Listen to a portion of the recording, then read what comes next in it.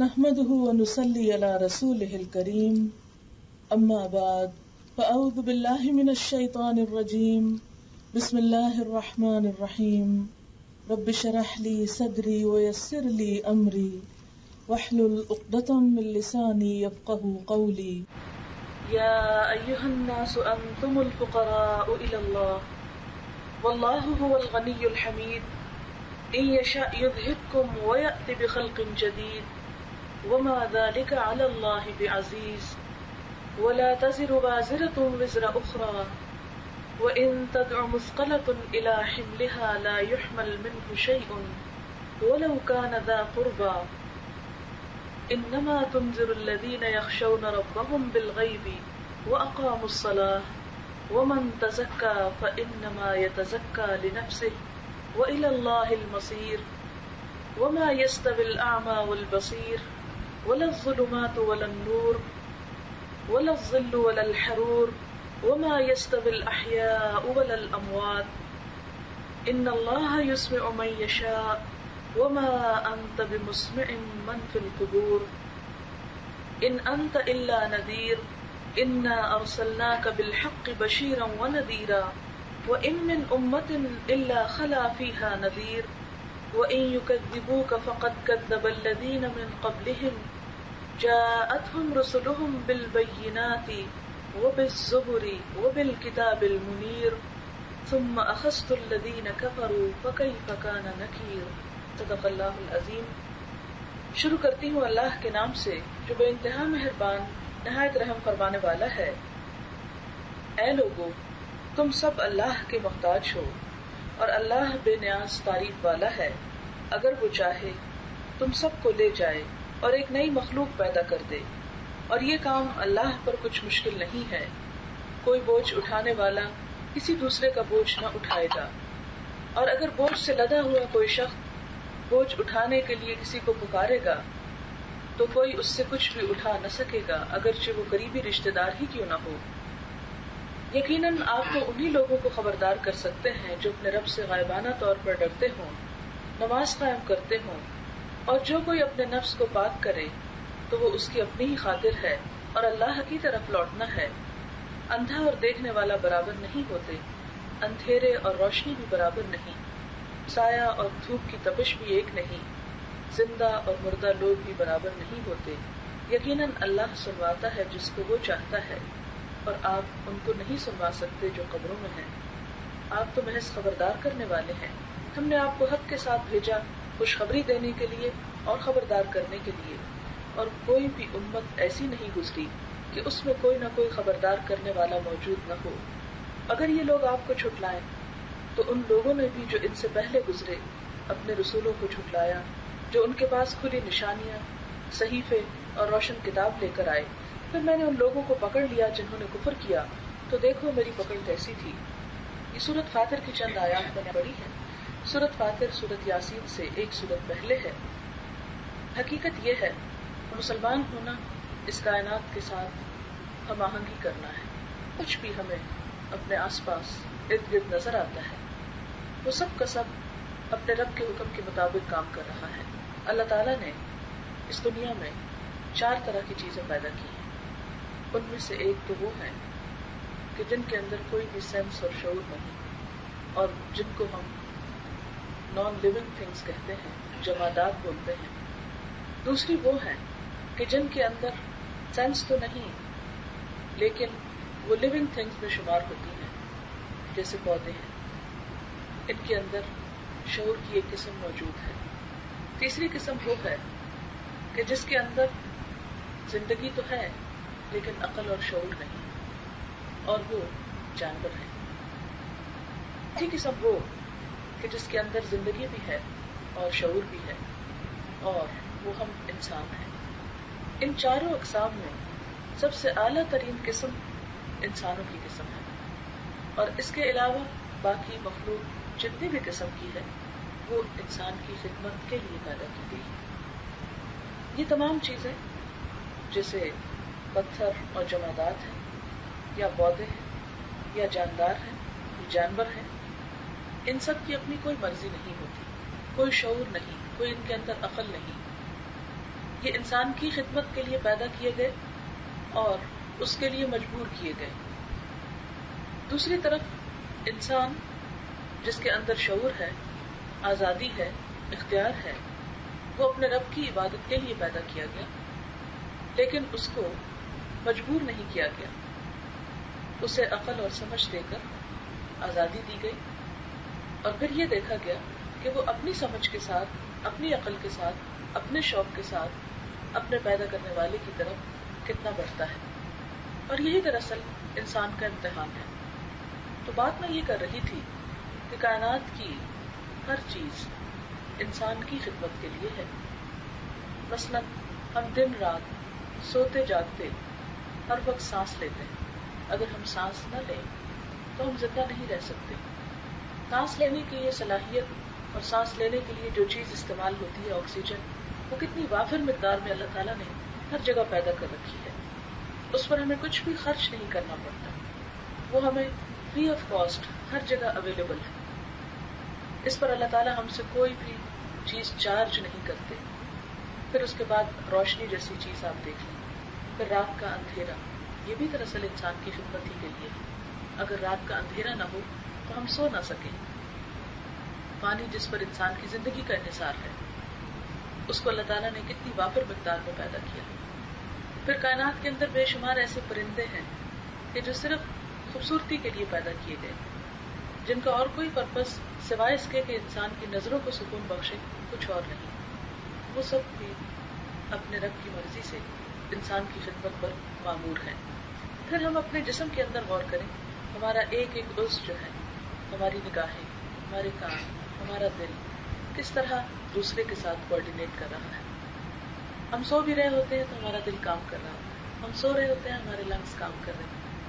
ہم سو رہے ہوتے ہیں، ہمارا ڈائجسٹو سسٹم کام کر رہا ہوتا ہے. ان سب چیزوں کے لیے ہمیں کوئی بڑی ایفرٹ نہیں کرنی پڑتی. یہ سب چیزیں اگر تم اللہ کی نعمتوں کو گننا چاہو تو گن نہ سکو.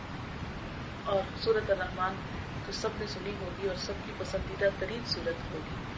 اس میں اللہ تعالیٰ بار بار پوچھتے ہیں فَبِأَيِّ آلَاءِ رَبِّكُمَا تُكَذِّبَانِ، اپنے رب کی کون کون سی نعمتوں کو تم جھٹلاؤ گے، کس کس نعمت کا انکار کرو گے. یعنی وہ تو بادشاہ ہے، وہ تو بے نیاز ہے، جس کی اتنی بڑی کائنات ہے. کچھ مانگتا ہے ہم سے تو ہمارا شکر گزار دل مانگتا ہے، ہماری شکر گزار زبان مانگتا ہے، ہمارا شکر گزار رویہ اور ایٹیچیوڈ مانگتا ہے. پھر اس کا یہی احسان کیا کم ہے کہ ہر چیز کو اس نے ہماری خدمت میں لگا دیا، لیکن ہمیں اپنی عبادت کے لیے آزاد چھوڑ دیا. اور یہی اصل عبادت کا حسن ہے. اللہ تعالیٰ کا فائدہ اس میں کچھ بھی نہیں، خود انسان ہی کا فائدہ ہے. جیسے کہ ایک جگہ پر فرمایا کہ وَمَن يَشْكُرْ فَإِنَّمَا يَشْكُرُ لِنَفْسِهِ، جو شکر ادا کرے گا وہ اپنی ہی ذات کے لیے کرے گا. اور وَمَن كَفَرَ فَإِنَّ اللَّهَ غَنِيٌّ عَنِ الْعَالَمِينَ، اگر کوئی ناشکری کرتا ہے تو اللہ تعالیٰ تمام جہان والوں سے بے نیاز ہے. کوئی بھی چیز ایسی نہیں کہ جو اس کی تسبیح نہ کر رہی ہو، لیکن تم ان کی تسبیح کو سمجھتے نہیں ہو. جہاں پوری کائنات اس کی تسبیح کر رہی ہے، پوری کائنات اس کے آگے جھکی ہوئی ہے، وہاں پر ہمیں آزادی دے کر ہم سے مطالبہ کیا گیا کہ ہم بھی اس کے آگے جھک جائیں، پوری کائنات کے ساتھ اسی کو اپنا رب مان لیں. آپ دیکھیں کہ کائنات کی چھوٹی سے چھوٹی چیز سے لے کر بڑی سے بڑی کوئی بھی چیز اپنے آپ کو خدا نہیں کہتی. ان میں سے ہر ایک چیز اپنے رب کے آگے سرنگون ہے، ہر ایک چیز اپنے رب کی شکر گزار ہے. اور جس کام کے لیے اس کو پیدا کیا گیا وہ بلا چون و چرا اس میں لگی ہوئی ہے.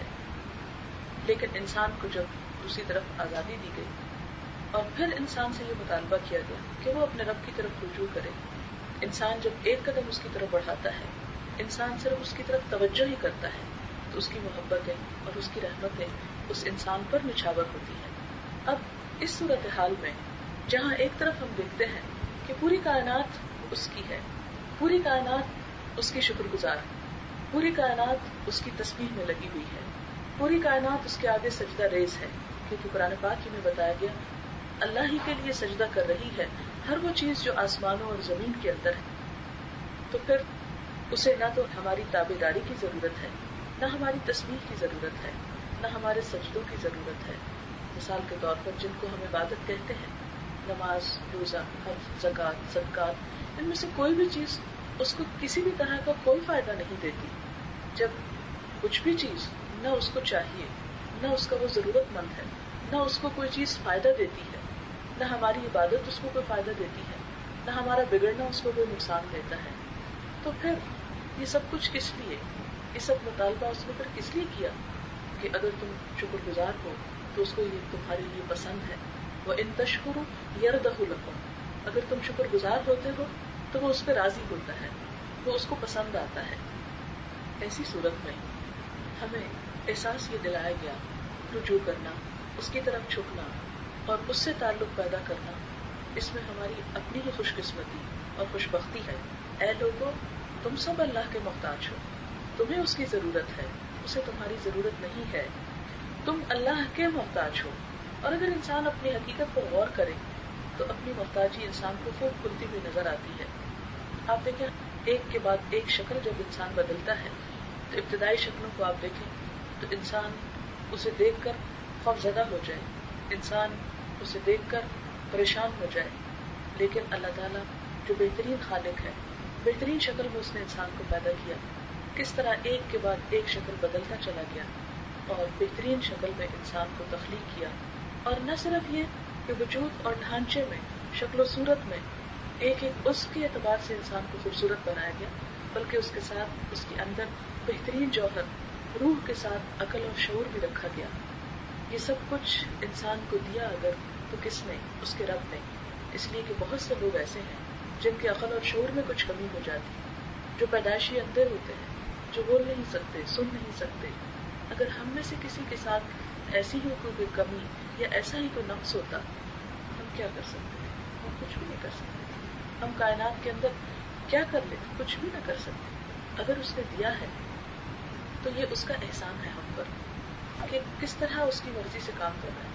ہم اپنے دل کا دھڑکنا اور ہمارے خون کی سرکولیشن جو ہمارے جسم میں ہے، اسی پر اگر ہم تھوڑا سا غور کریں کہ اگر ایک چھوٹا سا کلاٹ جو ہماری آنکھوں کو نظر بھی نہ آئے، اگر وہ ہمارے خون میں بن جائے اور ہمارے دل کی حرکت کو روک دے اور ہمارے دماغ کو کام کرنے سے روک دے، تو ہم کچھ بھی نہیں کر سکتے. زندگی اور موت میں کتنا سا فاصلہ ہے؟ بہت تھوڑا، چند لمحوں کا فرق ہے. اس لیے کہ بہت سے لوگ دنیا سے رخصت ہو جاتے ہیں اور سب کے سب دیکھتے رہ جاتے ہیں. ہم جو کچھ کھانا کھا لیتے ہیں وہ ہمارے اسٹمک میں چلا جاتا ہے اور اس کے بعد ہم غافل ہیں، ہمیں نہیں پتا کہ اس کو کہاں جانا ہے. انسان کے جسم کی جس حصے میں جو ضرورت ہے وہاں اس غذائیت کو پہنچاتا ہے. ہم کھاتے وقت کبھی بھی نہیں سوچتے کہ ہمارے کس حصے کو کیا ضرورت ہے اور اس کے لیے کتنا کرنا چاہیے. اب دیکھیے جتنی بھی تھیریز بنتی ہیں بگڑتی چلی جاتی ہیں. کبھی ایک چیز کے بارے میں آتا ہے کہ یہ کھا لیا جائے تو اس سے یہ فائدہ ہوتا ہے، دوسرے دن دوسرے. آج ہی صبح میں نے ایک آرٹیکل پڑھا، اس میں لکھا تھا کہ وٹامنس جو ہیں جو ہم ایکسٹرا انٹیک لیتے ہیں انسان کی صحت کے لیے انتہائی نقصان دہ ہے، وہی مفید ہے جو انسان فوڈ کی شکل میں لیتا ہے.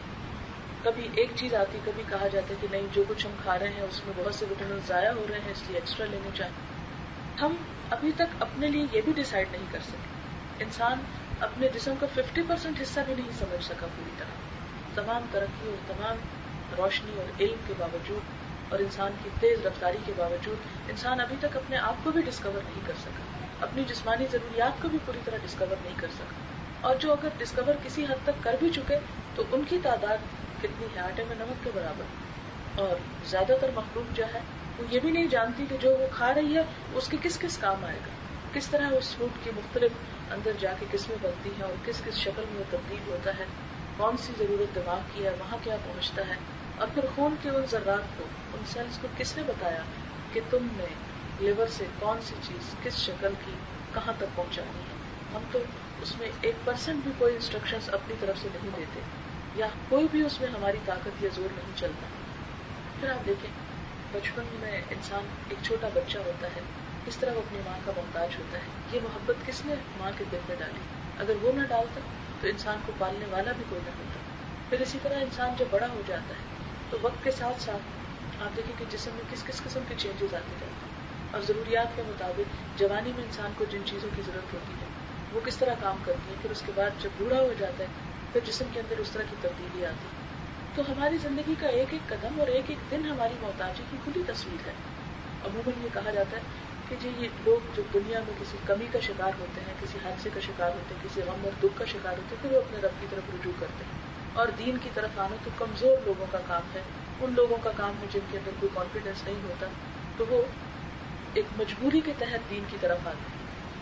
عموماً یہ دیکھا گیا اگر کسی کو کوئی نماز پڑھتے ہوئے دیکھ لے یا کسی کو کوئی صدقہ خیرات یا کسی بھی اچھے کام میں عموماً پوچھا جاتا ہے کہ خیریت تو ہے کہ یعنی نماز کی یا دین کی طرف جانے کی کیا پریشانی ہوگی. یعنی عموماً ہمارا تصور یہ کہ خدا نہ خاصا صرف وہی شخص خدا کے آگے جھکے جسے کوئی پریشانی.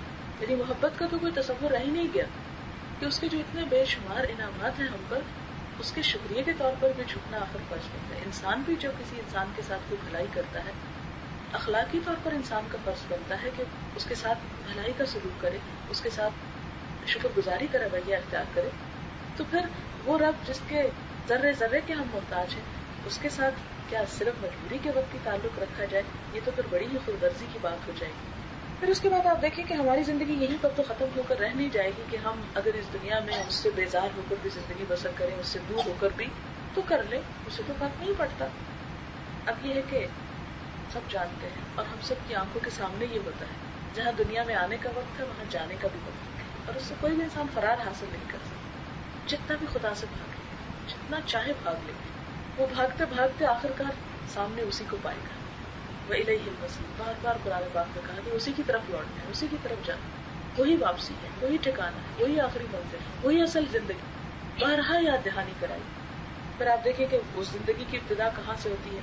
مرنے کے بعد ہمارے رشتے دار, ہمارے عزیز دوست کتنا بھی ہمیں چاہتے ہو, کتنی بھی ہم سے محبت کرتے ہیں, کوئی بھی نہیں رکھتا, بلکہ تنگ ہونے لگتے ہیں کہ کس وقت جنازہ اٹھے گا کہ ہماری جان چھوٹے اور ہم بھی تھوڑا ریلیکس کریں.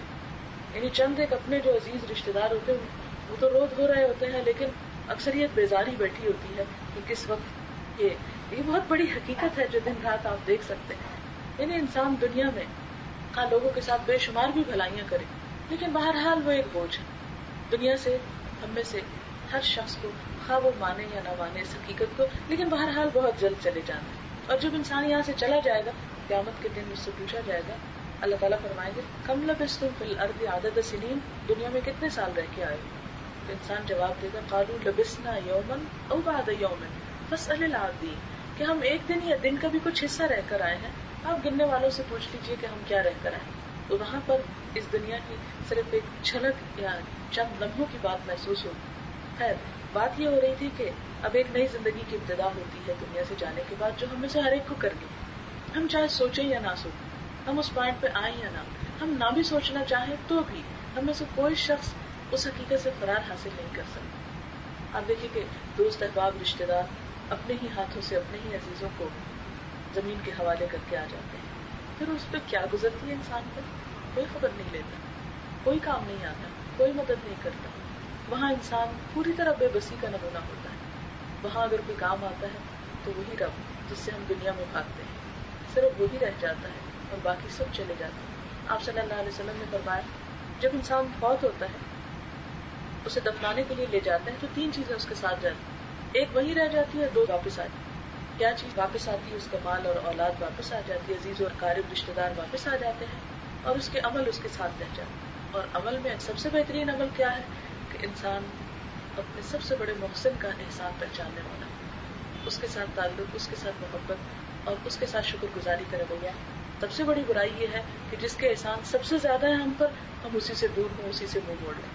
بہرحال پھر وہاں پر آپ دیکھیں کہ ہم میں سے بہت سے کہہ سکتے کہ نہیں ہمارے رشتے دار بچے تو ہم سے بہت قریب ہیں اور بہت ہم سے محبت کرتے ہیں, اس لیے اگر ہم مر کے چلے بھی گئے تو وہ روز قبر پر آئیں گے اور پھول بھی چڑھائیں گے اور قبر بھی پکی کر لیں گے اور نام کی تختی بھی لگوا دیں گے اور سنگ مرمر بھی لگوا دیں گے, سب کچھ. لیکن یہ ساری ایفرٹ کہاں تک ہے؟ صرف باہر ہی کی ہے نا, اندر تو کوئی نہیں پہنچتا, کوئی اتر کے نہیں دیکھتا کہ کیا گزر رہی. اور پھر آپ دیکھیں کہ ہمارے معاشرے کے جو رسم و رواج ہیں ان میں ظاہریت پہ تو بہت زور ہے, لیکن کتنے لوگ ایسے ہوں گے ہمارے پیچھے جانے کے بعد جو واقعی ہمارے لیے دعائیں کریں, جو واقعی ہمارے لیے محبت اور خلوص کے ساتھ ہمیں دعاؤں کے تحفے بھیجیں. اللہ ماشاء اللہ جس کو اللہ توفیق دے گا تو وہی ہوگا. عموماً تو یہ دیکھا گیا کہ اولاد زندہ ہو والدین تو بھی بھول جاتی ہے, کہاں یہ کہ مرنے کے بعد ان کو کوئی یاد نہیں. چلیں بہت خوش قسمت ہے کوئی اگر اس کی اولاد اس کو یاد رکھتی ہے اور بہت دعائیں اس کے لیے کرتی.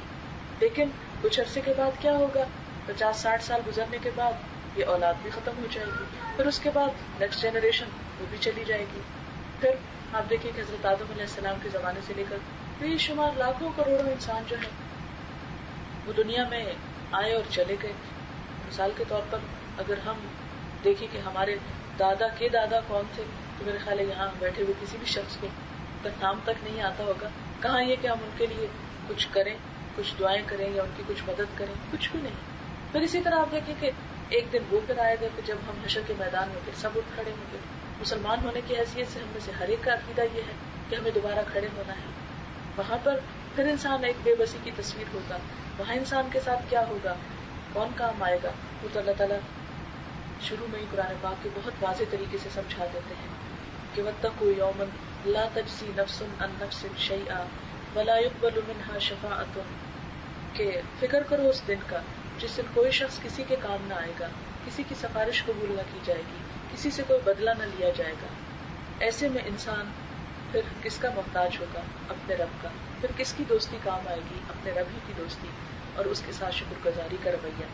لہٰذا انسان کو بہت واضح الفاظ میں کہہ دیا گیا کہ اے لوگوں, جب تم سے یہ کہا جاتا ہے کہ تم میرا شکر ادا کرو یا میری عبادت کرو تو یہ مت سمجھنا کہ مجھے تمہاری عبادت کی ضرورت ہے. نہیں, واللہ هو الغنی الحمید, اللہ وہ تو بے نیاز ہے, تعریف والا ہے, اس کو تو کسی کی بھی ضرورت نہیں. یہ پھر تمہاری اپنی ضرورت ہے. اب ایک اور اینگل سے ہم اس بات کو دیکھتے ہیں. پہلی بات تو یہ کہ شکر گزاری ہر ایک کو پسند ہے, ہمارے رب کو بھی پسند ہے اور ہمیں اس کی نعمتوں کا شکر ادا کرنا. اب دوسری بات یہ کہ شکر گزاری کے ساتھ ساتھ جو کچھ بھی ہم دین کے نام پر کرتے ہیں, مثلاً ہم نماز پڑھتے ہیں, مثلاً زکوٰۃ دیتے ہیں, مثلاً روزہ رکھتے ہیں, پھر ہمیں دیکھنا چاہیے اسٹیپ بائی اسٹیپ کہ دین کی جتنے بھی چیزیں ہیں ان سب میں اللہ تعالیٰ کا کتنا فائدہ ہے. کچھ بھی نہیں, یہ سب الٹیمیٹلی بندوں کو فائدہ پہنچتا ہے. مثلاً آپ دیکھیں کہ نماز بوجھل کام اور ایک بہت بیزاری کی چیز محسوس ہوتی ہے, لیکن اگر ہم تھوڑی دیر کے لیے ٹھنڈے دل سے سوچیں تو نماز کس طرح ہوتی ہے. سب سے پہلے کیا ہوتا ہے, وضو کیا جائے.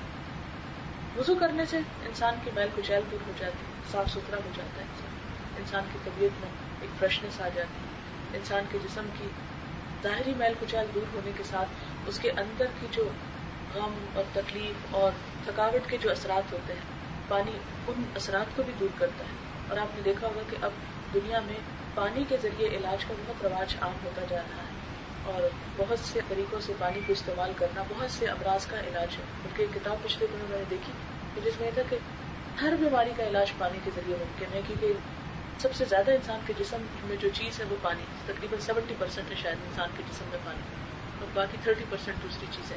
اور پھر وہ خاص جاپنیز طریقہ علاج بھی آپ نے دیکھا ہوگا کہ وہ مخصوص اوقات میں پانی پینے کا. تو اللہ تعالیٰ نے اگر ہم کو وضو کا حکم دیا تو اس کو تو کچھ بھی فائدہ نہیں, اس کا الٹیمیٹلی فائدہ ہماری اپنی ذات. پھر آپ دیکھیں کہ ہم نماز پڑھتے ہیں, نماز میں کیا ہوتا ہے, جب ہم دعا کرتے ہیں تو وہ دعا کس کے فائدے کے لیے ہوتی ہے, ہمارے اپنے فائدے کے لیے. اگر اس میں ہم اللہ تعالیٰ کا ذکر کرتے ہیں تو کس کے فائدے کا, ہمارے اپنے فائدے کا. اس سے ہمارے اپنے دل کو راحت اور سکون اور اطمینان ملتا ہے. وہ نماز ہمارے لیے ہی ایک روشنی اور ہمارے لیے دل کی ٹھنڈک ایک ہو جاتی ہے.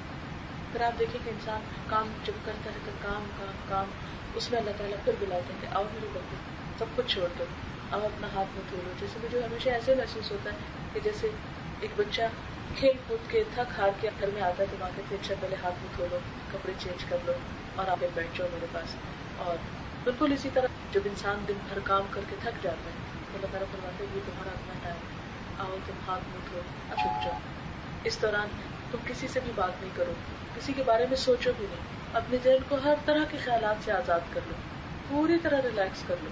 اور اگر انسان واقعی اس شعور کے ساتھ نماز پڑھتا ہے تو نتیجہ کیا ہوتا ہے کہ وہ نماز انسان کی اپنی ذات کے لیے, اس کے جسمانی اور روحانی دونوں صحت کا ذریعہ بنتی ہے. لیکن چونکہ ہم اس کو ایک بوجھ سمجھ کر کرتے ہیں, ایک مصیبت سمجھ کر کرتے ہیں, لہٰذا اس کا کوئی فائدہ ہمیں اس طرح نہیں ہوتا جو ہونا چاہیے. پھر اسی طرح ہم زکوٰۃ کو دیکھتے ہیں. اللہ تعالیٰ نے جو زکوٰۃ فرض کی اس کا فائدہ اللہ تعالیٰ کو تو کچھ نہیں, اللہ کے بندوں ہی کو ملتا ہے اور بندوں ہی کی ضروریات پوری ہوتی ہیں اور بندوں ہی کی تکلیفیں دور ہوتی ہیں. اس میں اگرچہ ہم کہتے ہیں کہ جی اللہ تعالیٰ کے 5 حق ہیں اور اس پر اللہ تعالیٰ پوچھیں گے, تو وہ اس لیے ہی پوچھیں گے کہ اے میرے بندے میرے ڈول میں کیا ڈالا تھا, تو یہ پوچھیں گے کہ میرے بندوں کے لیے کیا کیا تھا. پھر اسی طرح جب ہم روزہ رکھتے ہیں تو روزے میں بھی آپ دیکھیں کہ اصل روزے کی روح کیا ہے کہ ہم کچھ عرصے کے لیے کھانا پینا اور دوسری ضروریات کو چھوڑیں تاکہ ہمیں دوسرے لوگوں کی ضروریات محسوس ہوں. اور پھر آپ دیکھیں کہ روزے کے مہینے میں صرف یہ نہیں کہا جاتا کہ بھوکے پیاسے رہو، بلکہ اس مہینے میں دوسرے روزے دار کا روزہ کھلوانے کو اور اس کی ضرورت پوری کرنے کو بے پناہ اجر اور ثواب کا کام بتایا گیا. یہ باہم ایک دوسرے کے ساتھ غمخواری کرنے کا مہینہ ہے، یہ صرف بھوکے پیاسے رہنے کا نہیں. پھر اس دوران جب ہم سے جھوٹ اور غیبت اور اس طرح کی چغلی وغیرہ منع کیا گیا، تو آپ دیکھیں کہ جب انسان جھوٹ بولتا ہے اللہ تعالیٰ کا کیا بگڑتا ہے؟ بندے کا ہی تو حق مارا جاتا ہے، ہم دوسرے بندے کو دھوکہ دے رہے ہیں. جب ہم کسی کو دھوکہ دیتے ہیں تو اللہ تعالیٰ کا کیا نقصان ہے؟ بندوں کو نقصان ہوتا ہے. جب ہم کسی کی بیک بائٹنگ کرتے ہیں، کسی کو پیٹ پیچھے برا بھلا کہتے ہیں، اللہ تعالیٰ کا کیا بگڑتا ہے؟ تو وہ کیا کرتا ہے؟ ہمیں ایک طرف برے بات سے بچا کے دوسری طرف اپنے دوسرے بندوں کو پروٹیکٹ کر رہا ہوتا ہے.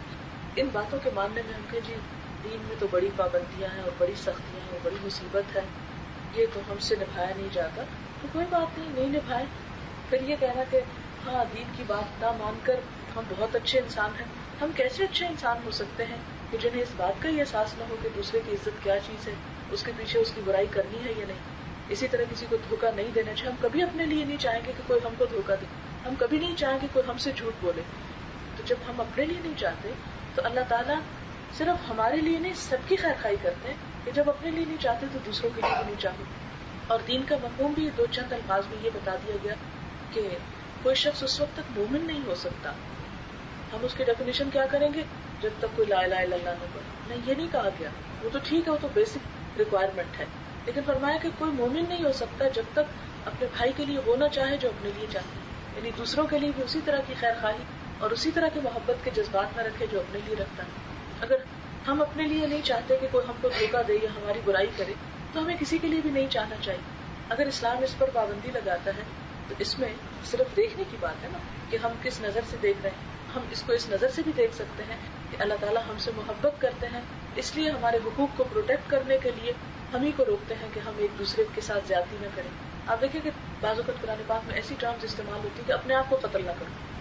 اب انسان سوچتا ہے کہ شاید بھی اس کا معنی صرف یہ ہے کہ خودکشی نہ کرو، حالانکہ یہ نہیں ہوتا. اس کا معنی کیا ہوتا ہے کہ تم دوسرے کو قتل نہ کرو، کیونکہ جب تم کسی پہ ہاتھ اٹھاؤ گے تو تم اپنے قتل کا دروازہ کھولو. پھر اسی طرح یہ کہ اپنے آپ کو الزام مت دو. کون ہے اپنے آپ کو الزام دیتا ہے؟ کوئی نہیں دے. لیکن جب انسان دوسروں کو الزام دیتا ہے، دوسروں کے اوپر تانا کرتا ہے، تو دراصل وہ اپنے آپ کو پیش کرتا ہے کہ آپ میرے لیے کر لو. پھر اس کے بعد فرمایا کہ اے یشاء یذہبکم، اگر وہ چاہے تو تم سب کو لے جائے، وہ یأتی بخلق جدید، اور ایک نئی مخلوق پیدا کر دے. یعنی بعض اوقات انسان جب غلط کام کرتا ہے تو انسان سوچتا ہے میرا تو کچھ بھی نہیں بگڑا، مجھے کیا فرق پڑا. اس کا مطلب ہے کہ جو غلط کام میں کر رہا ہوں وہ کرتا چلا جاؤں. اور میں یہ مت سوچو کہ اگر تمہیں تمہاری غلط کام کی سزا نہیں ملی تو تم اللہ تعالیٰ کی کچھ مجبوری ہو کہ تمہیں وہ کوئی تکلیف دے نہیں سکتا یا تمہیں پکڑ نہیں سکتا. کیونکہ اللہ تعالیٰ نے دنیا جزا کی جگہ نہیں بنائی، سزا کی جگہ نہیں بنائی، دنیا تو کام کی جگہ بنائی ہے. لہٰذا فرمائے کہ اگر وہ چاہے تو تمہارے گناہوں کی وجہ سے تمہیں پکڑ سکتا ہے اور ایک نئی مخلوق لا سکتا ہے. وَمَا ذَلِكَ عَلَى اللَّهِ بِعَزِيزٍ، اور یہ کام اللہ پر کچھ مشکل بھی نہیں. لیکن وہ کیوں نہیں پکڑتا؟ اس لیے کہ اگر ہر اچھے یا برا کام کرنے والے کو وہ فوراً پکڑنے لگے تو انسان کی آزادی کیا ہوئی؟ پھر تو انسان کی کوئی آزادی بھی نہیں بچتی. لیکن وہ کہاں پکڑے گا، کہاں پوچھے گا؟ اس کے لیے اس نے ایک دن مقرر کیا ہے. اس دن اس کی جب عدالت لگے گی، اس دن کیا حال ہوگا؟ وَلَا تَزِرُ وَازِرَةٌ وِزْرَ أُخْرَىٰ، کوئی بوجھ اٹھانے والا کسی دوسرے کا بوجھ بھی نہ اٹھا سکے گا. دنیا میں بھی آپ دیکھیں کہ اگر آپ اپنا کام کسی دوسرے کو دیتے ہیں اور کوئی ایک دفعہ خوشی سے کر دے گا، 2 دفعہ کر دے گا، لیکن اس کے بعد کیا ہوتا ہے کہ نہیں بھائی اپنا اپنا بوجھ سب کو خود اٹھانا چاہیے. حتیٰ کہ آپ دیکھیں کہ بچے والدین کو کتنے پیارے ہوتے ہیں، لیکن ایک سرٹن ایج کے بعد والدین کیا چاہتے ہیں کہ ان کا فرض ادا ہو جائے اور ان کا بوجھ کوئی اور اٹھا لے، کہ اب ہم اس بوجھ کو اٹھانے کے قابل نہیں رہے. یعنی اپنی ہی اولاد جو بڑی دعاؤں سے اور بڑی منتوں سے اور بڑی خواہشات سے حاصل کی ہوتی ہے، پھر وہ انسان کو اپنے ہی لیے بوجھ محسوس ہونے لگتی ہے. پھر اسی طرح آپ دیکھیں کہ والدین جو انسان کے دل کی ایک چاہت اور محبت کا مرکز ہوتے ہیں، جب وہ سرٹن ایج پہ پہنچتے ہیں انسان ان کو اپنے لیے ایک بوجھ سمجھنے لگتا ہے. اور جیسے جو والدین بوڑھے ہوتے ہیں، بیمار ہوتے ہیں، تو بچے یہ تو نہیں کہہ سکتے کہ یا اللہ ان کو اٹھا لے، لیکن ان کا سنبھالنا اور ان کی دیکھ بھال وہ سب کچھ ایک بوجھ محسوس ہونے لگتا ہے. تو دنیا میں بھی آپ دیکھیں کہ یہ تو بالکل قریبی رشتے داروں کی بات ہے کہ وہ آپس میں ایک دوسرے کو بوجھ سمجھنے لگتے ہیں. تو آخرت میں کیا حال ہوگا. وہاں بھی فرمایا کہ کوئی کسی کے کام نہیں آئے گا. اور بہت سی آیات اس بات کی دلیل ہے کہ الاخلاء یومئذ بعضهم لبعض عدو الا المتقین، کہ قریبی دوست بھی ایک دوسرے کے دشمن بن جائیں گے سوائے متقی لوگوں کے، کہ وہ ایک دوستی صرف وہاں پر اللہ کی محبت کا رشتہ جو ہے یا اللہ کی خاطر محبت کا باہم رشتہ جو ہے وہ قائم رہے گا. ان کے لیے تو خوشخبری دی گئی کہ وہ عرش کے سائے تلے ہوں گے، لیکن باقی ایک دوسرے کی شکل بھی دیکھ لانا چاہیں گے. ایک اور جگہ پر آتا ہے کہ یوم یفر المرء من اخیہ وامہ وابیہ وصاحبتہ وبنیہ لکل امرئ منہم یومئذ شأن یغنیہ، کہ جس دن انسان بھاگے گا کس سے؟ من اخیہ اپنے ہی بھائی سے، وامہ اپنی ماں سے بھاگے گا، وصاحبتہ اپنی بیوی سے، وبنیہ اور اپنے بیٹے سے. لکل امرئ منہم یومئذ شأن، ہر انسان کا خود ایسا حال ہوگا یغنیہ جو اسے دوسرے سے بے نیاز کر دے گا، کوئی کسی کو نہ دیکھنا چاہے گا. لہٰذا یہاں پر بھی احساس یہ دلایا گیا کہ دیکھو لوگوں، تم اللہ کے محتاج ہو، تمہارے کام آنے والی اگر کوئی چیز ہے تو اس کے ساتھ کا تعلق اور اس کی محبت ہے. اور جہاں انسانوں کی محبت یا مال کی محبت ہے تو یہ قیامت کے دن سب سے بے وفا چیزیں ہوں گی. پھر فرمایا کہ اگر کوئی کسی کو اپنا بوجھ اٹھانے کے لیے بلائے گا بھی تو کوئی اٹھا بھی نہ سکے گا. یعنی اگر کسی نے کوشش بھی کی یا اس بات کی خواہش ظاہر کی کہ وہ ہمارا بچہ ہے اور اتنی محبت تھی ہم کو اس سے، آج ہم اتنی مصیبت میں ہیں، ہم کیسے والدین ہیں، ہم تھوڑے سے اس کے گناہ خود لے لیتے ہیں، تو نہیں، ماں باپ کے دلوں میں بھی احساسات بالکل ختم ہو جائیں گے اور کوئی ماں بھی اپنے بچے کا بوجھ اٹھانے کو تیار نہ ہوگی. پھر فرمایا انما تنذر الذین یخشون ربهم بالغیب، لیکن تم تو انہی لوگوں کو خبردار کر سکتے ہو جو اپنے رب سے غائبانہ طور پر ڈرتے ہو، اقاموا الصلاۃ اور نماز قائم کرتے ہو. یہاں نماز پڑھنے کی بات نہیں آئی، نماز قائم کرنے کی آئی، اور قائم کرنا پڑھنے سے تھوڑا مختلف ہوتا ہے.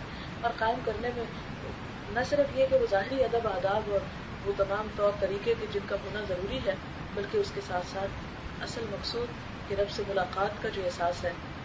دن میں 5 مرتبہ ایک طرح سے ایکسرسائز کرائی جاتی ہے، کیونکہ جتنا کوئی بڑا ٹاسک ہوتا ہے اس کے لیے اتنی ہی تیاری کی ضرورت ہوتی ہے. انسان کے لیے سب سے مشکل ترین کام اپنے رب کے حضور جا کر اس کے سامنے کھڑے ہونا ہے، اور میں سے ہر ایک کو کھڑے ہونا ہے. ایسا دن ہوگا کہ جب اور کوئی نہیں ہوگا، تنہا تم اپنے رب کے سامنے ہو.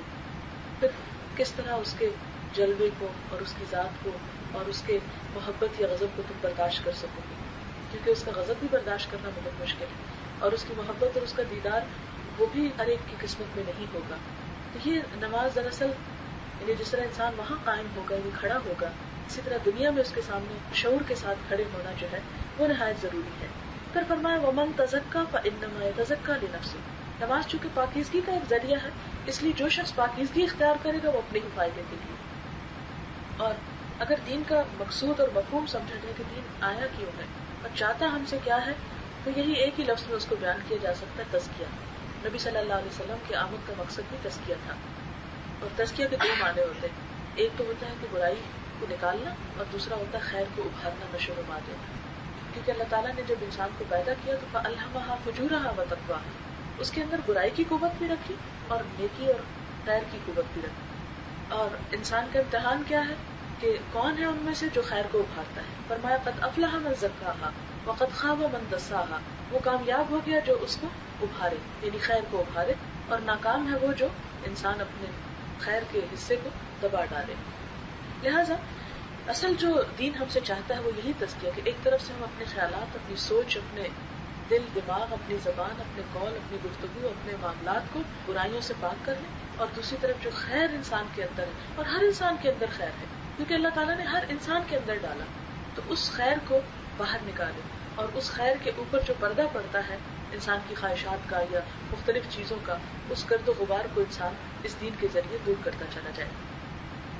پھر یہاں پر فرمایا کہ دیکھو وَإِلَى اللَّهِ الْمَصِيرُ، اگر پاک کرو کہ چونکہ وہ ذات پاک ہے تو ہی تمہارا تعلق اس کے ساتھ جڑ سکتا ہے، تو ہی تم اس کی محبت کے قابل ہو سکتے ہو. اور اگر ایسا نہیں کرتے تو بھی تمہیں یہ تو یاد رہے کہ اسی کی طرف لوٹنا ہے. اور کچھ لوگ ایسے ہوں گے کہ جو اس کے سامنے جا کر کھڑے ہوں گے لیکن ان کی طرف نظر نہیں اٹھائے گا، ان کی طرف دیکھے گا بھی نہیں، ان سے کلام بھی نہیں کرے گا، اور ولا یزکیہم، اور ان کو پاک نہیں کرے گا. کیوں؟ اس لیے کہ دنیا میں انہوں نے اپنے برے خیالات کو، اپنے دل کو، اپنی زبان کو اور اپنی باقی عقائد اور باقی تمام چیزوں کو پاک کرنے کی کوئی کوشش اور کوئی صحیح نہیں کی ہوگی. پھر اللہ تعالیٰ دو چیزوں کا کمپیریزن کر کے ان دونوں کو باہم لا کے سمجھاتے ہیں کہ دیکھو لوگوں، وما یستوی الاعمی والبصیر، اندھا اور دیکھنے والا ایک جیسے نہیں ہوتے. ہر انسان جو آنکھیں رکھتا ہے اسے حق اور باطل کا فرق پہچاننا چاہیے، اچھائی اور برائی کو محسوس کرنا چاہیے. اور پھر ولا ظلمات ولا نور، روشنی اور اندھیرا بھی بالکل ایک دوسرے سے مختلف چیزیں ہیں. تو یہاں روشنی سے مراد کیا ہے؟ اللہ تعالیٰ کے دین کی روشنی. اور اندھیرے کیا ہے؟ وہ جو انسان کے اندر فجور ہے اس کے اندھیرے ہیں جو اندر سے پھوٹتے ہیں اور پھر انسان کے باہر ہر چیز پہ چھا جاتی ہے. یعنی اللہ تعالیٰ کی ذات کیا ہے؟ قرآن پاک میں ہے اللہ نور السماوات والارض، اللہ ہی آسمان و زمین کا نور ہے. جب انسان اللہ تعالیٰ سے دور ہونے لگتا ہے تو جو دل پہ اندھیرا چھاتا ہے وہ پھر ہر چیز کے اوپر چھاتا چلا جاتا ہے. یہ فرمایا کہ یہ دو چیزیں ایک جگہ اکٹھی نہیں ہو سکتی. یہ ایک وقت میں یا تو تم نور کے ساتھ تعلق رکھے ہوئے ہو یا پھر اندھیروں میں بھٹک رہے ہو. اگر ہمارا تعلق اللہ تعالیٰ کے ساتھ مضبوط ہے تو پھر اس کی روشنی میں ہمیں بہت سی روشنی اور مل جائے گی. لیکن اگر ہم اس سے دور ہوتے ہیں تو اس کے نتیجے میں کیا ہوگا؟ اندھیرا ہی اندھیرا. پھر فرمایا ولا الظل ولا الحرور، ٹھنڈک اور دھوپ کی تپش بھی برابر نہیں ہوتی. اور ٹھنڈک کیا ہے؟ ظاہر ہے کہ اس کی ذات کے ساتھ تعلق انسان کو جس طرح کا سکون اور چین نصیب کرتی ہے وہ دراصل ٹھنڈک ہے. اور جب تم اس سے دور ہوتے ہو تو تم اپنے آپ ہی کو نقصان پہنچاتے ہو. دیکھو اگر تم بے چین ہو اور پریشان ہو تو اس ریزن اور اس سبب کو جاننے کی کوشش کرو کہ جس کی وجہ سے یہ سب چیزیں محسوس ہو رہی ہیں. اس لیے کہ یہ ہو نہیں سکتا کوئی شخص اپنے رب کے ساتھ تعلق رکھے اور پھر دکھ کا احساس ختم ہونے لگتا ہے. پھر آپ دیکھیں کہ پہلے زمانے میں جب یعنی مثال کے طور پر کسی مرض میں ٹانگ کاٹنی ہے یا کچھ تو اس کو ڈائریکٹ نہیں کاٹا جاتا تھا کہ ٹانگ رکھ کے اس کو کاٹا چلا جائے، آرے کے ساتھ اس کے سر پہ یا کہیں اور ایسی چیز ماری جاتی تھی کہ جس سے وہ اس درد کی طرف اس کا دھیان ہو جائے اور باقی جو ٹانگ کا کٹنا ہے اس کو یاد نہ رہے. تو بالکل اسی طرح جب انسان کے دل میں اللہ تعالیٰ کی محبت آنے لگتی ہے تو وہ اثر اتنا شدید ہوتا ہے کہ انسان اس میں کھو کر پھر باقی غم اور دکھ اور باقی چیزوں کی محبت کو بہت کم ہونے لگتی ہے. آپ دیکھیں کہ غم انسان کو کب ہوتا ہے؟ اس وقت ہوتا ہے جب اس کی کوئی پیاری چیز چاہیے ہے. جب سب سے زیادہ پیاری چیز ہمارے رب کی ذات ہو جائے گی پھر اور چیزوں کی محبت سیکنڈری ہوگی. تو پھر کوئی چیز چھنے یا ٹوٹے یا پھوٹے یا آئے یا جائے وہ سب پھر ایک ثانوی چیز ہو جائے. اور یہی دراصل خوش ہونے کا راز ہے، دنیا میں بھی اطمینان کے ساتھ رہنے کا اور آخرت میں بھی. کیونکہ اللہ تعالیٰ بار بار فرماتے ہیں الا ان اولیاء اللہ لا خوف علیہم ولا هم یحزنون، اللہ کے دوستوں کے لیے نہ کوئی خوف ہے اور نہ کوئی غم ہے. وہ خوف اور غم ان کے لیے کیوں نہیں؟ اس لیے کہ ان کے دل میں ایک اور بڑی ایسی چیز ہے جس نے ان کو خوف اور غم سے بے نیاز کر دیا. اور دین کا جو اصل لطف ہے اور جو مزہ ہے وہ یہی کہ انسان کو اس خوف اور غم سے بے نیاز کر دیا جائے. پھر اس کے بعد فرمایا وما یستوی الاحیاء ولا الاموات، زندہ اور مردہ برابر نہیں ہوتے. اور زندگی کیا ہے اور موت کیا ہے؟ بظاہر معنوں میں تو یہ کہ ایک شخص جو زندہ ہو، چل پھر سکتا ہو اور اس کی روح ہو، لیکن حقیقی معنی صرف یہ نہیں ہے کہ انسان کو ایک زندہ اور مردہ سامنے لٹا کے کہا جائے کہ یہ دونوں ایک جیسے نہیں. تو سمجھنے کے لیے بات کی مثال دی گئی، لیکن اصل بات یہ ہے کہ زندہ وہ ہے جن کا دل زندہ ہے اور مردہ وہ ہے جن کا دل مر چکا ہے. اور جب دل مر جاتا ہے پھر انسان کو گناہ اور ثواب کا یا برائی اور اچھائی کا کوئی احساس نہیں. لیکن جب دل زندہ ہوتا ہے وہ دھڑکتا ہے. آپ دیکھیں اقبال نے بھی تو یہی کہا تھا نا کہ دل مردہ دل نہیں ہے، اسے زندہ کر دوبارہ. کہ انسان صرف ہڈیوں گوشت کا بچہ نہیں ہے. یہ انسان کی ضروریات صرف انسان کی ظاہری زندگی کی مادی ضروریات کو پورا کرنا نہیں ہے. جب تک کہ انسان کے اندر جو ایک اصل مرکز ہے اس میں زندگی اور حرارت نہ ہو. اور اسی کی طرف یہاں پر اشارہ ہے. پھر فرمایا ان اللہ یسمع من یشاء، اللہ جسے چاہتا ہے سنواتا ہے. اور سنتا کون ہے؟ جس کا دل زندہ. اور جو دل زندہ ہو وہی انسان زندہ ہوتا ہے. جیسے عام زندہ انسان ہے تو انہی کی تشبیہ دیکھیں کہ آپ ان سے بات کریں تو وہ سنتے ہیں، وہ آپ کو جواب دیتے ہیں. لیکن جب ایک انسان مر جاتا ہے آپ اس کے سر پہ چیخیں چلائیں تو آپ کو کوئی جواب نہیں دے گا. بالکل اسی طرح جس انسان کا دل زندہ ہوگا جب اللہ تعالیٰ کی بات سنے گا تو وہ اس پہ توجہ بھی کرے گا، وہ اس کی طرف بڑھے گا بھی. لیکن اگر کسی کا دل ہی مر چکا ہے تو پھر اس صورت میں اس کو اپنے رب کی کوئی بات، اس کی کتاب، اس کی کوئی بھی چیز جو ہے اس سے نہ اسے تعلق ہوگا، نہ اس کے ساتھ کوئی ایسوسیشن ہوگی، نہ ہی اس کے ساتھ کوئی اس کو دلچسپی ہو سکتی ہے. تو پھر ایسی صورت میں کیا فرمایا؟ وما انت بمسمع من فی القبور، جو قبروں میں ہیں آپ ان کو نہیں سنوا سکتے. یہاں قبروں میں ہونے سے اصل مراد کیا ہے کہ جن کے دلوں پہ غفلت اور دنیا کی محبت کے پردے پڑ چکے ہیں اور جو صرف اسی میں کھو کر رہ چکے ہیں، ان کو آپ جتنا بھی بتائیں ان کو کوئی بھی بات سمجھ نہیں آئے گی. اس لیے ان کی زندگی کے اندر اللہ تعالیٰ کی وہ ضرورت یا وہ احساس نہیں ہے اس سارے کلام اور سب بات کا دراصل خلاصہ یہ ہے کہ ہم سب اللہ کے محتاج ہیں، ہمیں اس کی طرف بڑھنے کی ضرورت ہے، ہمیں اس کا شکر ادا کرنے کی ضرورت ہے، اور اگر کوئی شکر ادا کرتا ہے یا اللہ تعالیٰ سے تعلق رکھتا ہے تو اس میں اللہ تعالیٰ کا کچھ بھی فائدہ نہیں. انسان کو فائدہ صرف آخرت کا فائدہ نہیں، دنیا کا بھی فائدہ ہے، کیونکہ جب انسان اللہ تعالیٰ سے اپنا تعلق مضبوط کرتا ہے تو دنیا کے خوف اور غم بھی ختم ہو جاتے ہیں، اور جب دنیا کے خوف اور غم ختم ہوتے ہیں تو انسان اطمینان کی حالت میں جان دیتا ہے. اور اسی کے لیے قرآن پاک میں فرمایا بھی یا ایتھا النفس المطمئنہ ارجعی الی ربک راضیۃ مرضیہ، کہ اے نفس مطمئنہ چلو اپنے رب کی طرف لوٹ جاؤ. اس کے بغیر تو گزارا ہی نہیں، جانا تو ہے ہی، تو کیوں نہ ہم اطمینان کے ساتھ اس دنیا سے رخصت ہوں. کیونکہ یہ تو صرف چند لمحوں کی بات، میں تو اس کو چند گھنٹے اور چند دن بھی نہیں کہتی، وہی کہتی ہوں جو اللہ تعالیٰ نے اس کی اصل حقیقت بتائی کہ چند لمحوں کی جب بات ہے اور اصل زندگی تو کل شروع ہونے والی ہے. تو اس اصل زندگی کی کامیابی اور خوشی کا انحصار اس زندگی کے کام پر ہے. تو اگر اپنے رب کو پانے میں گزار لیں گے تو انشاءاللہ تعالیٰ پھر وہ وقت کہ جب رب کا دیدار بھی نصیب ہوگا اور رب کی قربت بھی نصیب ہوگی، اس قربت کو پانے کی جو خوشی اور جو لذت ہے وہی دراصل انسان کے لیے حقیقی خوشی ہے، اور اسی کی طرف لوٹ جانا اصل پرلطف تجربہ ہے. دعا کر لیتے ہیں. سبحان اللہ والحمد للہ ولا الہ الا اللہ واللہ اکبر ولا حول ولا قوة الا باللہ العلی العظیم. اللهم صل على محمد وعلى آل محمد كما صليت على إبراهيم وعلى آل إبراهيم إنك حميد مجيد. اللهم بارك على محمد وعلى آل محمد كما باركت على إبراهيم وعلى آل إبراهيم إنك حميد مجيد. ربنا آتنا في الدنيا حسنة وفي الآخرة حسنة وقنا عذاب النار. ربنا لا تزغ قلوبنا بعد إذ هديتنا وهب لنا من لدنك رحمة إنك أنت الوهاب. اللهم لا مانع لما أعطيت ولا معطي لما منعت ولا ينفع ذا الجد منك الجد. يا حي يا قيوم برحمتك نستغيث. اللهم إنا نسألك من الخير كله عاجله وآجله ما علمنا منه وما لم نعلم. اللهم إنا نعوذ بك من شر كله عاجله وآجله ما علمنا منه وما لم نعلم. لا إله إلا الله أنت الحليم الكريم. سبحان الله رب العرش العظيم والحمد لله رب العالمين. رب نسألك موجبات رحمتك وعزائم مغفرتك والغنيمة من كل بر والسلامة من كل إثم. لا تدع لنا ذنبا إلا غفرته ولا هما إلا فرجته ولا حاجة هي لك رضا إلا قضيتها يا أرحم الراحمين. یا رب العالمین یا ارحم الراحمین. ہم سب تیری رحمت کی فریاد کرتے ہیں. یا اللہ تو ہمارے سینوں کو اپنے دین کے لیے کھول دے، ہمارے دلوں میں اپنی محبت پیدا کر دے، ہمیں وہ انسان بنا دے جو تو ہم سے چاہتا ہے. یا رب العالمین تو ہماری تمام مشکلات کو ہمارے لیے آسان کر دے. یا اللہ ہمارے نفس کے اندر جو ہمیں مشکلات پیش آتی ہیں انہیں آسان کر دے. یا رب العالمین تو ہمیں اپنی اطاعت کی توفیق دے. یا اللہ ہماری اولاد کو ہمارے تعلق کی ٹھنڈک بنا دے، انہیں دین دنیا کی کامیابی عطا فرما. یا اللہ تو ہمارے والدین پر اپنی رحمت فرما. یا اللہ تو ہمارے تمام عزیز و رشتے داروں کی مشکلات آسان کر دے. یا اللہ اس محفل میں جن لوگوں نے شرکت کیا ان کا آنا قبول فرما. یا اللہ جنہوں نے اس کا اہتمام کیا ان کے لیے اس کو صدقہ جاریہ بنا. یا اللہ جو کچھ ہم نے سیکھا ہے اس کو قبول فرما، ہمیں عمل کی توفیق دے.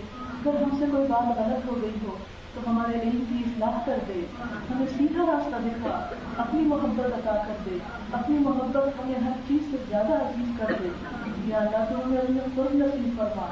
یا اللہ تو پاکستان میں ایک روشن پاکستان بنا. یا اللہ ترقی یافتہ پاکستان بنا. یا رب العالمین اسے دنیا کے لیے ایک بہترین مثال بنا دے. یا اللہ یہاں سے ہر طرح کی غربت، بیماری، افلاس دور کرنا. ربنا تقبل منا انك انت السميع العليم وتب علينا انك انت التواب الرحيم. وصلى الله تعالى على خير خلقه محمد وعلى آله واصحابه واهل بيته اجمعين برحمتك يا ارحم الراحمين. الهي آمين. سبحانك اللهم وبحمدك نشهد أن لا إله إلا أنت نستغفرك ونتوب إليك. والسلام علیکم ورحمۃ اللہ وبرکاتہ.